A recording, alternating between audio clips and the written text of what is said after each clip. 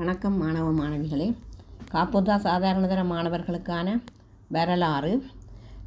இதில் நான் என்னுடைய அந்த யூடியூப் ஷோர்ட்ஸில் கேட்டிருக்கிறீங்கள், கமெண்ட்ஸில் போடப்பட்டிருந்தது எதிர்பார்க்க வினாக்கள் போடும்படி.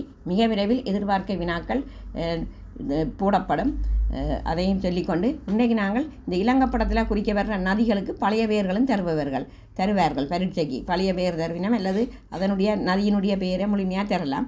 நான் இன்றைக்கு நதிகளும் பழைய பெயர்களும் என்ற ஒரு தலைப்பில் இன்றைக்கு இந்த வீடியோ செய்கிறேன்.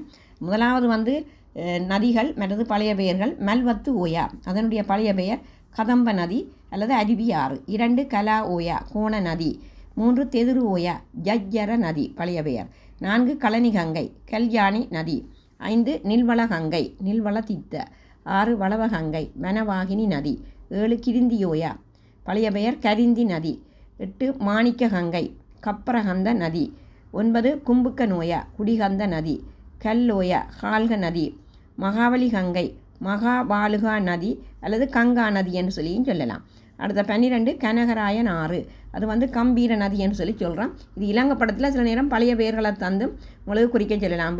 ஜஜ்ஜர நதி, கப்பரகந்த நதி, வனவாகினி நதி என்று தந்தால் உங்களுக்கு இங்கே ஏற்கனவே அதுகளுடைய பழைய பெயர்களும் தெரிஞ்சிருக்க வேண்டும், நதியின் பெயரும் தெரிஞ்சிருக்கணும். அதுக்காகத்தான் இதை நான் போட்டிருக்கிறேன். இந்த வீடியோ உங்களுக்கு பிடித்திருந்தால் லைக் பண்ணி ஷேர் பண்ணி மறக்காமல் சப்ஸ்கிரைப் பண்ணுங்கள். நன்றி.